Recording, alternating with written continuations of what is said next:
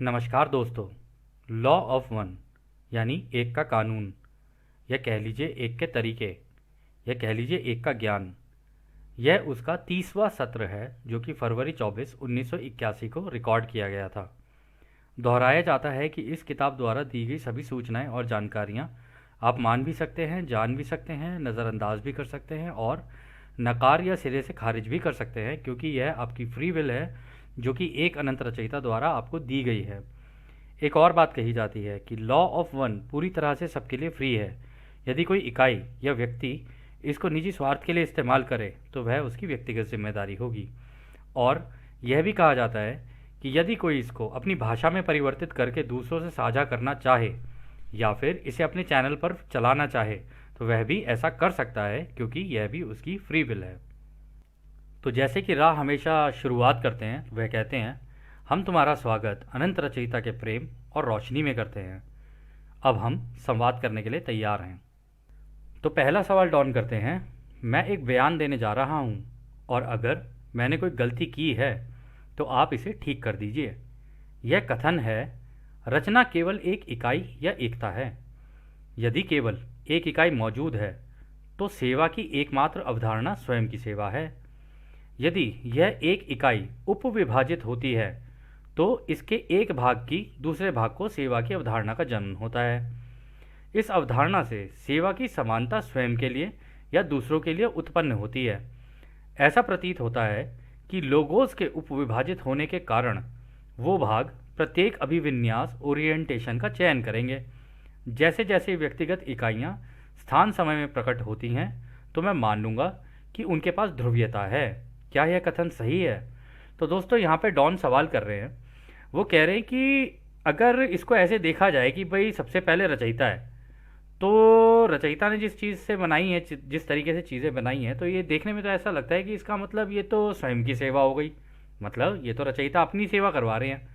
लेकिन जैसे ही रचयिता के अंदर से कोई और चीज़ निकलती है और वो दूसरी नई चीज़ें बनाती हैं, जैसे कि मान लीजिए हमारे इस केस में ले लेते हैं, हमारे रचयिता हैं ये हमारे लोगोस। तो लोगोस ने जितने भी ये सारी चीज़ें बनाई हैं, अगर केवल लोगोस है और उन्होंने ये सारी चीज़ें बनाई हैं, तो कहा यह भी जा सकता है कि भाई लोगोस ने अपनी सेवा के लिए पूरा का पूरा होलोग्राफिक बनाया है कि भाई इसके अंदर जो अनुभव होंगे वो मैं लूँगा। तो बेसिकली ऐसा हो गया कि रचयिता एक टीवी को देख रहे हैं जिसके अंदर ये सारी सारी फिल्में चल रही हैं। तो वो कह रहा है कि लेकिन जैसे ही रचयिता में से निकल के ये सारी चीज़ें जाती हैं और ये एक दूसरे को सेवा देती हैं, और रचयिता को भी देती हैं और रचयिता भी इन्हें सेवा देते हैं, यानी कि इन्फॉर्मेशन, अगर इन्फॉर्मेशन इधर से इधर या इधर से इधर जाए तो तब उस केस में कहा जा सकता है कि हाँ भाई दूसरों की सेवा हो रही है। तो यहाँ पे आप सोच रहे होगे कि भाई इन्फॉर्मेशन इधर से उधर जा रही है तो ये सेवा कैसे हो सकती है? ये दोस्तों बिल्कुल सेवा हो सकती है। किसी से जानकारी भी इधर उधर शेयर करना ये भी सेवा में ही आता है, ठीक है ना। लेकिन किस तरीके की जानकारी शेयर की जाती है ये इंपॉर्टेंट हो जाता है कि भाई ये जानकारी मतलब सही है भी नहीं है, वो सारी चीज़ें देखनी पड़ती हैं।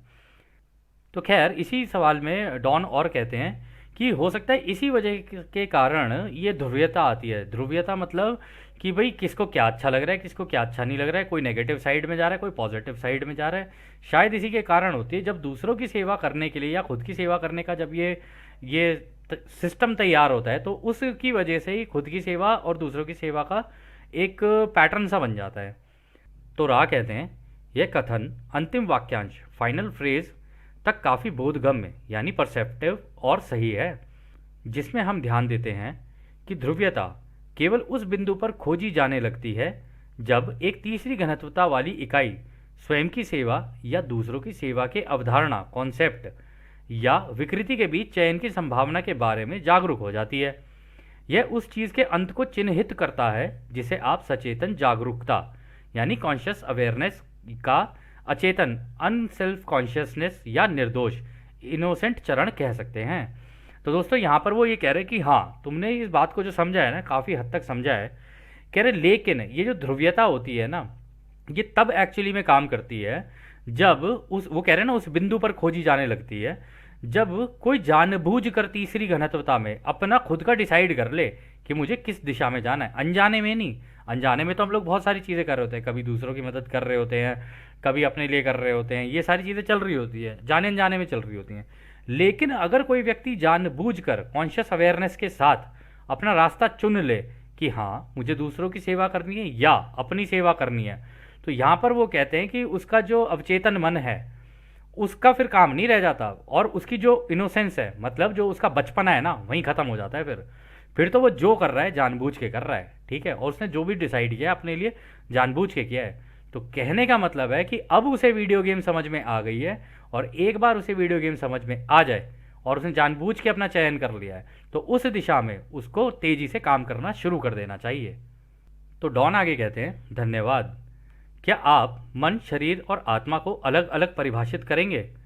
तो रा कहते हैं, ये सभी शब्द सरल हैं और इसका वर्णन किया जा सकता है, जो ऊर्जा केंद्रित के एक परिसर में बराबर हैं। शरीर, जैसा कि आप इसे जानते हैं, वह उसी घनत्वता की सामग्री से बना होता है जिसका अनुभव आप दिए गए स्थान समय या समय स्थान पर करते हैं। सामग्रियों का यह परिसर विकृतियों के लिए उपलब्ध है, जिसे आप भौतिक अभिव्यक्ति मैनिफेस्टेशन कहेंगे। तो दोस्तों यहाँ पे वो कह रहे हैं कि देखो, ये जो तुम कह रहे हो ना कि भाई आप शरीर, मन और आत्मा को समझाओ, तो कह रहे आसान है समझाना। कह रहे देखो, ये शरीर जो होता है, ये शरीर उन चीज़ों का मिलकर बनेगा जिस जगह पर तुम रह रहे हो। अब जिस ग्रह पे तुम जैसे रहोगे वैसा तुम्हारा शरीर हो जाएगा। या फिर उन्होंने कहा स्थान समय और समय स्थान। अब मान लो तुम एक अदृश्य वाली दुनिया में हो, जैसे कन्फेडरेशन है, वो रहती है, अदृश्य रहती है, ठीक है, वो अपने क्राफ्ट लेके अदृश्य रहेंगे, अपने शरीरों को भी गायब कर लेते हैं इसी हवा के अंदर। और कई मंक्स भी है हमारे इस प्लानट के ऊपर जो ऐसा कर पाते हैं। तो कहते हैं कि जिस तरीके की तुम्हें ज़रूरत होगी ना, उस तरीके के हिसाब से तुम वो सामग्रियां वहाँ पे उपलब्ध होती हैं, तुम जिससे इस्तेमाल करके अपनी विकृतियां, यानी अपने अलग अलग तरीकों को इस्तेमाल करके या अलग अलग चीज़ों को समझ के तुम उसके अंदर एक्टिविटी कर रहे होते हो, या कोई ना कोई कर्म कर रहे होगे, उसी की वजह से मैनिफेस्टेशन होती है। यानी तीसरी घनत्वता में कोई भी चीज़ मैनिफेस्ट करने के लिए एक्शन ज़रूरी है। अगर आप लोग ये सोचोगे कि भाई मैं सोच लूँगा तो चीज़ें हो जाएंगी, ऐसा नहीं हो सकता। सोच के साथ अगर कर्म नहीं है तो चीज़ मैनिफेस्टेशन में नहीं आएगी। वो हाँ, लकीली अगर एक का दुक्का अगर कोई केस हो गया तो बात और है, लेकिन ज़्यादातर केसेस में एक्शन में ही मैनिफेस्टेशन में आएंगी, और उसके इस्तेमाल के लिए शरीर तुम्हें दिया गया है। फिर वो आगे कहते हैं, मन यानी दिमाग ऐसा परिसर है जो आत्मा के अंदर बहती हुई इनपोरिंग और शरीर के परिसर से बाहर बहती हुई अपपोरिंग को दर्शाता है। इसमें वह शामिल है जिसे आप एहसास, भावनाएं और बौद्धिक विचारों के रूप में जानते हैं, जो इसकी अधिक सचेत जटिलताओं, कॉन्शियस कॉम्प्लेक्सिटीज में होता है। मन के वृक्ष में और नीचे जाने पर हम अंतर्ज्ञान इंट्यूशन को देखते हैं, जो मन की प्रकृति है, और वह अपने पूरे अस्तित्व परिसर टोटल बीइंगनेस कॉम्प्लेक्स के संपर्क में है या सामंजस्य ट्यून्ड में होता है।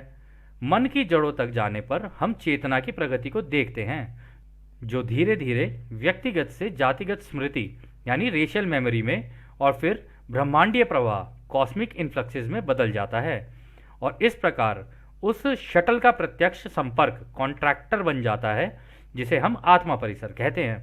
तो दोस्तों यहाँ पर वो ये कह रहे हैं कि जो दिमाग होता है ना, दिमाग के अंदर इन पोरिंग और आउट पोरिंग दोनों चीज़ें चल रही होती है। इसका मतलब ये है कि जो थॉट्स, जो सोच है, वो आ भी रही होती है और दिमाग से निकल भी रही होती है, दोनों चीज़ें चल रही होती हैं। ये दोनों चीज़ों को दर्शाता है दिमाग। और दिमाग में क्योंकि सारी चीज़ें इलेक्ट्रिकल सिग्नल्स हैं, उन सिग्नल्स की वजह से तुम्हें एहसास होंगे चीज़ों का। यानी अगर आप अपने आप को कोई चीज़ चुभाओगे, कुछ करोगे, तो आपको एहसास होगा उसका। आपके अंदर भावनाएं होंगी, इमोशंस होंगे, और आपके पास बौद्धिक विचार होंगे, मतलब आपके पास सोचने समझने की शक्ति है, क्योंकि आप उन सिग्नल्स को बैलेंस कर सकते हो। और फिर उन्होंने आगे कहा है कि दिमाग की जो जड़ होती है, मतलब जो सबकॉन्शियस माइंड होता है, उसके अंदर एक वृक्ष है। उन्होंने पहले भी बताया था, हमने तो दिमाग को एक ट्री की तरह समझा है, एक वृक्ष की तरह समझा है। वो कहते हैं जब तुम इसकी जड़ की तरफ जाने लगोगे ना, तो तुम्हें इंट्यूशंस जो होती हैं ना, वो है जो इसकी मेन प्रकृति है एक्चुअली में। कई बार आपने लोगों से सुना होगा कि यार मुझे इंट्यूशन हो रही है कि फलाने के साथ गलत ना हो जाए, अरे उसके साथ सही गलत ना हो जाए, मुझे आज इंट्यूशन हो रही है आज कुछ अच्छा होने वाला है।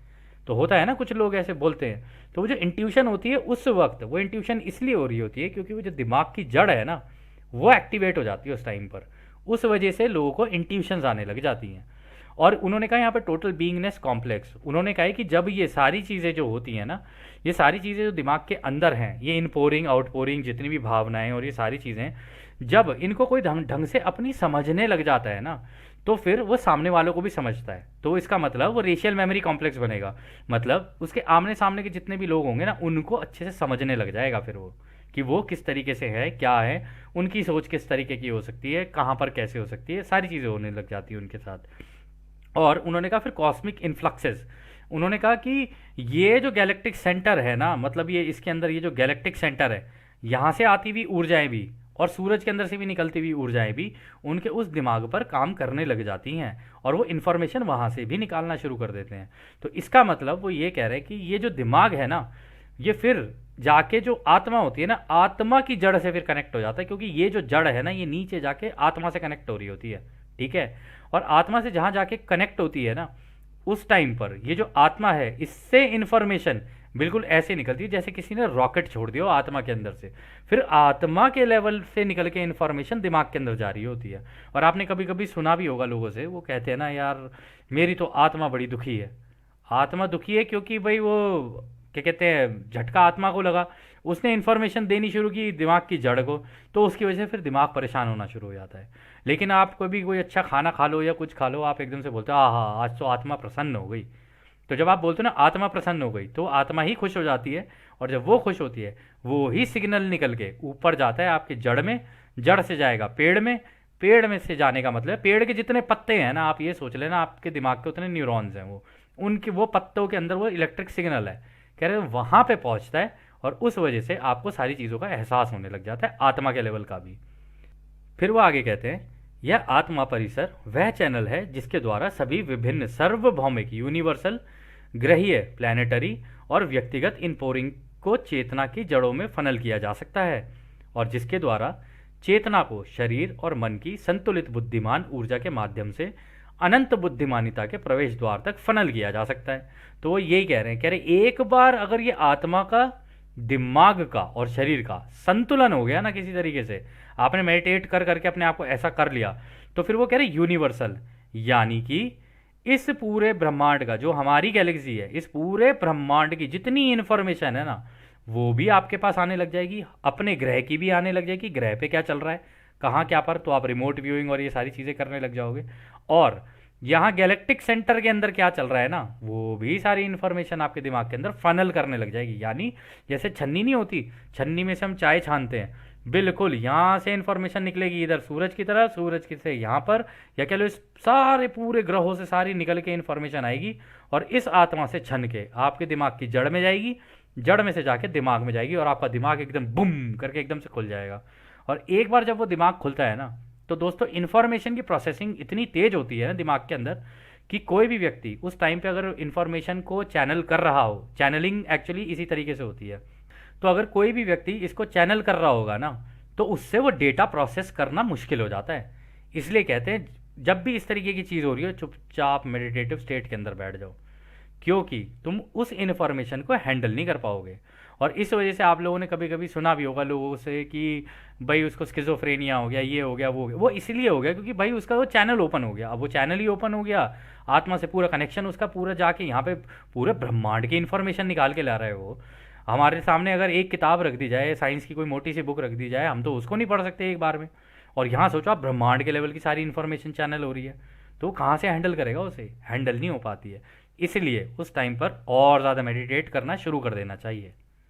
फिर आगे रहा कहते हैं आप निश्चित बयानों की श्रृंखला में देखेंगे कि मन, शरीर और आत्मा आपस में कुछ इस तरह से गुथे हुए हैं जिसे अलग नहीं किया जा सकता है, और इनमें से एक भी एक दूसरे के बिना दूसरे जारी नहीं रह सकता है। इस प्रकार हम मन, शरीर, आत्मा, परिसर का उल्लेख करते हैं, ना कि उनसे अलग से निपटने का प्रयास करते हैं। हम कहेंगे कि आप अपने अनुभवों के दौरान जो काम करते हैं वह इन तीन घटकों की परस्पर क्रिया के माध्यम से किया जाता है, किसी एक के माध्यम से नहीं। तो वो कह रहे कि दोस्तों देखो, हम तुम्हें यही बताने की कोशिश कर रहे हैं, आत्मा, शरीर और दिमाग, ये तीनों चीज़ें ना एक दूसरे के साथ बंधन में हैं, एक दूसरे के साथ घुले मिले हैं। तो आप जो भी ज़िंदगी में काम कर रहे होते हो ना, इनका सबका असर आत्मा पर भी पड़ेगा, दिमाग पर भी पड़ेगा, शरीर पर भी पड़ेगा, तीनों पर ही पड़ेगा। और वो कह रहे हैं कि ऐसा नहीं हो सकता कि आप किसी एक के ऊपर, जैसे कुछ लोग कहते हैं ना कि बस जी मेरी तो बॉडी बन गई जी, डोले शोले हो गए मेरे तो, अब तो हो गया काम। अरे उस पर तो काम कर लिया, दिमाग पे और आत्मा पे कौन काम करेगा फिर? उसके बाद भी तो देखो ना भाई, फिर कुछ लोग कहते हैं भाई ये तो बड़ा इंटेलिजेंट है, दिमाग का बड़ा तेज है। अब है तो इंटेलिजेंट, है एकदम सूखी डंडी। तो भाई अपने ऊपर भी तो थोड़ा काम कर, शरीर का भी ध्यान रख, आत्मा का भी ध्यान रख। इंटेलिजेंट होने का मतलब ये नहीं है, एक पढ़ाई पढ़ाई के लेवल पे इंटेलिजेंट होने का मतलब ये नहीं है कि आप यूनिवर्सल इन्फॉर्मेशन को चैनल कर रहे हो। अगर आपने उन तीनों का वो बना रखा है, एक अच्छा संतुलन बना रखा है, तो आपके पास इन्फानाइट इंटेलिजेंस आ सकती है, जो कि राह ने यहाँ पर कहा। तो वो बुद्धिमान ऊर्जा, क्योंकि ये ऊर्जा की वजह से होती है, ये सारी चीज़ें, हमारे पूरी बॉडी ऊर्जा की बनी हुई है। कहते हैं ये जो बुद्धिमान ऊर्जा है ना, फिर तो ये जाके सीधा कनेक्ट करेगी यहाँ पे अनंत बुद्धिमानिता से, यानी हमारी गैलेक्सी के सेंटर से। और ये गैलेक्सी का सेंटर जो है अनंत रचयिता की बुद्धिमानी से जुड़ा हुआ है, उनका एक न्यूरॉन है। तो आप ये सोच लो कि फिर आपको पूरे अनंत ब्रह्मांड की सारी जानकारियाँ मिल जाएंगी। इसी वजह से आप हर धर्म में देखेंगे कई लोग ऐसे होते हैं जो कि, कई सूफी आए, कई संत आए, बहुत सारे लोग आए, ऋषि आए, महर्षि आए, हर धर्म में आए, ठीक है ना। तो आप उनको देखोगे ना, वो कहाँ से कर रहे थे सारी इन्फॉर्मेशन चैनल, ऐसी तो कर रहे थे वो। उन्होंने मेडिटेट कर करके अपना संतुलन बना लिया और इसी तरीके से उन लोगों ने चैनल करना शुरू कर दिया। तो खैर अगला सवाल डाउन करते हैं। जब हमारी शारीरिक मृत्यु हो जाती है, जैसा कि हम इसे कहते हैं, इस विशेष घनत्वता और इस विशेष जन्म के अनुभव से हम इसे रासायनिक शरीर को खो देते हैं। इस रासायनिक शरीर के नष्ट होने के तुरंत बाद क्या हम एक अलग प्रकार के शरीर को बनाए रखते हैं? क्या उस बिंदु पर अभी भी हम मन, शरीर और आत्मा परिसर होते हैं? तो अच्छा सवाल है। डॉन ने कहा कि जब हमारी मृत्यु हो जाती है तो क्या उसके बाद भी हमारे पास कोई शरीर, दिमाग और आत्मा होती है? तो रा कहते हैं यह सही है। मन, शरीर, आत्मा परिसर अब भी काफी बरकरार है। भौतिक शरीर परिसर, जिसे आप अब शरीर शब्द के साथ जोड़ते हैं, वो तब अधिक सघन और बुद्धिमानी से सूचित, इन्फॉर्म्ड और शक्तिशाली शरीर परिसर के रूप में प्रकट होती है। तो दोस्तों इसको समझने के लिए ना आपको एक इमेज समझनी होगी, अभी हम आपको दिखाते हैं। तो दोस्तों आप इस इमेज को देख रहे होगे, ठीक है ना। यहाँ पर एक causal body, celestial body, etheric template, astral body, mental body, emotional body, etheric body. तो वो जो यहाँ राज कह रहे हैं ना, वो कह रहे हैं मृत्यु के बाद ये वाला शरीर तो तुम्हारा खत्म हो जाएगा, लेकिन इन ऊर्जाओं की तरह, अलग अलग रंग वाली ऊर्जाओं की तरह तुम तब भी रहोगे, और ये भी अपने आप में एक शरीर ही है।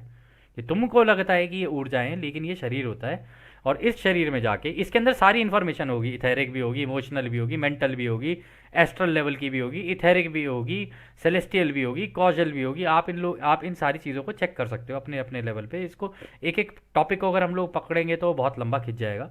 तो ये सारे का सारा इस तरीके का आपका शरीर बन जाता है। ये बीच वाला जो शरीर है ऐसा नहीं रह जाता बस, ये क्योंकि हार्ड शरीर है, इस तरीके की लाइट बॉडी आपको मिल जाती है। लेकिन उस लाइट बॉडी में दिमाग भी होता है, उसको अपनी पुरानी ज़िंदगी याद भी रहती है, और उसके अंदर आत्मा भी होती है, क्योंकि आत्मा का तो होलोग्राम है, वो तो रहेगा ही रहेगा इसके अंदर, कभी नहीं निकलता वो इसके अंदर से बाहर।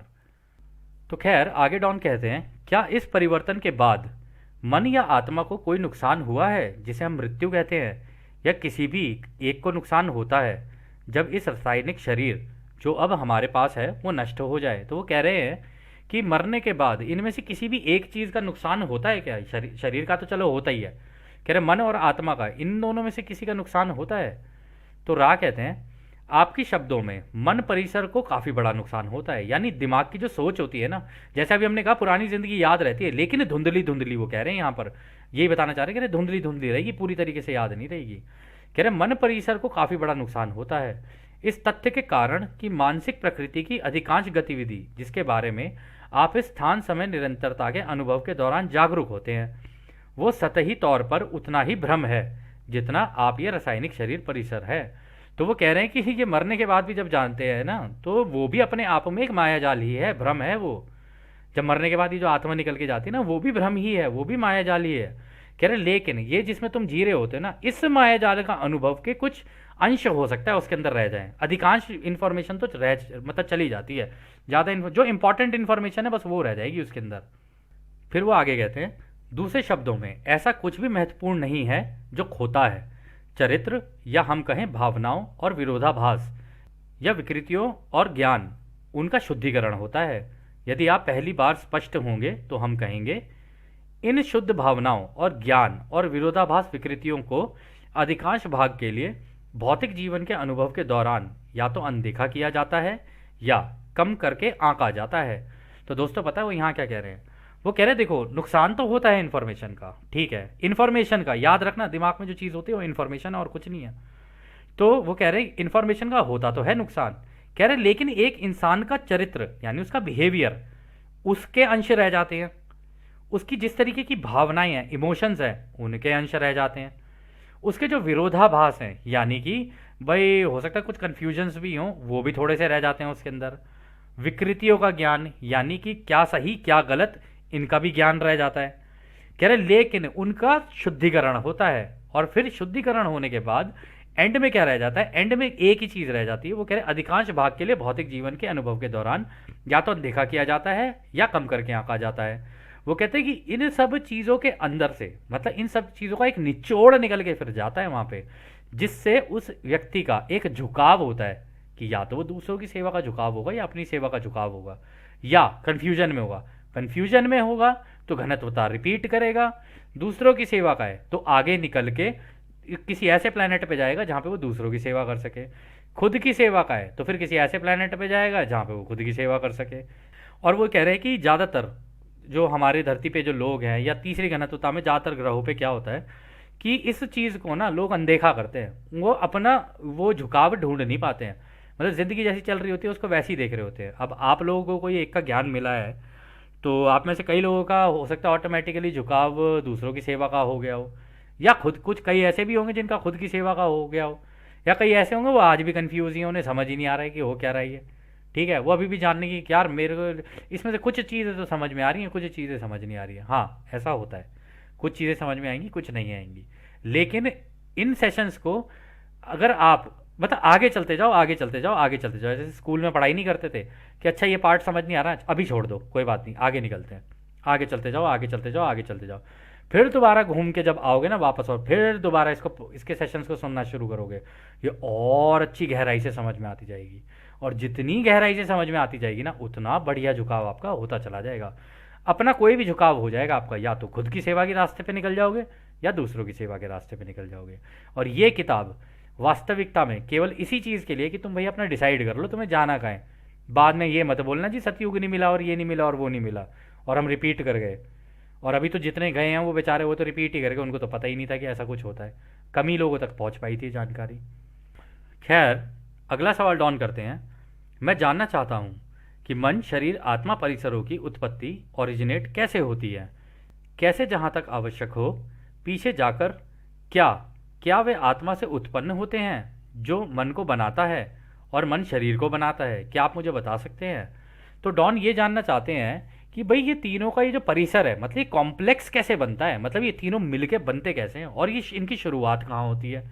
वो ये कह रहा है कि क्या ये आत्मा है जो दिमाग और शरीर को बनाती है, मतलब जब बच्चा माँ की पेट में होगा तो क्या आत्मा पहले आती है फिर उससे दिमाग बनेगा फिर उससे शरीर बनेगा, क्या इस तरीके से होता है।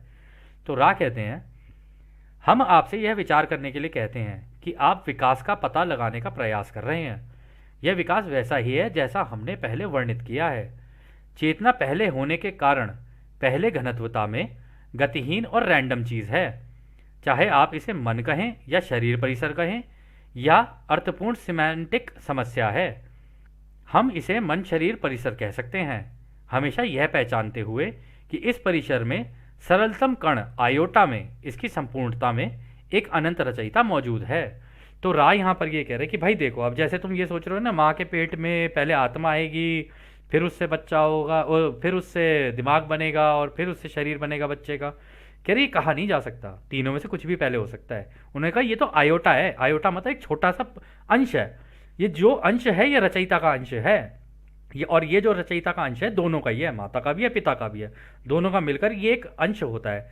अब जब ये अंश है ये किसी भी तरीके से अपने आप को बना सकता है, क्योंकि भाई फ्री विल लगी हुई है उसकी पेट के अंदर भी माँ के अंदर भी, वो रचयिता है उसके बाद फ्री विल है, वो जैसे चाहे अपना विकास कर सकता है। ये कोई ज़रूरी नहीं है कि पहले आत्मा होगी फिर दिमाग होगा फिर शरीर होगा, नहीं, पहले ये भी हो सकता है कि उसका धीरे धीरे शरीर डेवलप हो फिर उसके अंदर आत्मा जाए फिर उसका दिमाग डेवलप हो, पहले ये भी हो सकता है कि वो माँ के पेट में केवल एक दिमाग की रूप में बढ़ने लगे फिर उसके अंदर आत्मा चली जाए फिर उसका शरीर बने। तो इसके अंदर n नंबर ऑफ परम्यूटेशंस और कॉम्बिनेशंस हैं, कुछ भी हो सकता है, लेकिन वो जो होता है वो एक रचयिता का अंश होता है और क्योंकि उसके पास फ्री विल है, वो जैसा चाहे अपने आप को बना सकता है। इसलिए वो कह रहे हैं कि इसलिए हम इसे टोटल मिला के मन शरीर आत्मा का परिसर बोलते हैं, हम बाकी चीज़ों पे ध्यान नहीं देते। फिर वो आगे कहते हैं, यह मन शरीर परिसर फिर दूसरी घनत्वता में प्रकाश की ओर बढ़ने और मुड़ने की खोज करता है। इस प्रकार जागृति, जिसे आप आत्मा परिसर कह सकते हैं, जो कि अनंत रचयिता के प्रेम और प्रकाश की ओर तीव्र होकर ऊपर की ओर कुंडलीदार स्पाइरल तरीके से घूमते हुए बढ़ती है। तो वो ये कह रहे हैं, जैसे यहाँ पर उन लोगों ने अभी पिछला, वैसे हमने तो एक माँ और एक बाप, माता पिता का हम लोगों ने वो लिया एग्जाम्पल, लेकिन पिछले वाले एग्जाम्पल में उन्होंने फर्स्ट डेंसिटी की बात की थी कि फर्स्ट डेंसिटी में तो भैया कुछ भी हो सकता है, वो कुछ भी बन सकता है, पेड़ बन सकता है, पौधा बन सकता है, पानी का अंश बन जाए, कुछ बन जाए, उसकी इच्छा है, लेकिन वो अंश है अभी फिलहाल। फिर वो कह रहे हैं सेकंड डेंसिटी में आने के लिए, सेकंड डेंसिटी में क्योंकि वो खैर पहली घनत्वता में पेड़ पौधे तो नहीं होते, वो हवा पानी और जल और मतलब हवा जल अग्नि, ये सारी चीज़ें होती हैं। तो वो कह रहे हैं कि उनके बाद जब इनसे ये चीज़ें बननी शुरू होती है ना, क्या कहते हैं, पेड़ पौधे जानवर ये वो, तब वो धीरे धीरे धीरे धीरे खोज करनी शुरू करता है रचयिता की प्रकाश की ओर, क्योंकि सूरज से ही तो उसकी पूरी की पूरी रचना चल रही है ना। सूरज उगेगा तो जानवर भी उठेंगे, निकलेंगे बाहर, घूमेंगे फिरेंगे, रात होगी वो टाइम से सो जाएंगे, पेड़ पौधे रात में सो जाते हैं, फिर सुबह होती वो भी जाग जाते हैं। तो इसी रोशनी का इस्तेमाल करते करते वो भी आगे बढ़ते हैं, ठीक है ना। और इसी तरीके से उनका जो है धीरे धीरे, वो कह रहे हैं इस प्रकार जागृति, जिसे आप आत्मा परिसर कह सकते हैं, जो कि अनंत रचयिता के प्रेम और प्रकाश की ओर तीव्र होकर ऊपर की ओर कुंडलीदार यानी स्पाइरल तरीके से घूमते हुए बढ़ती है।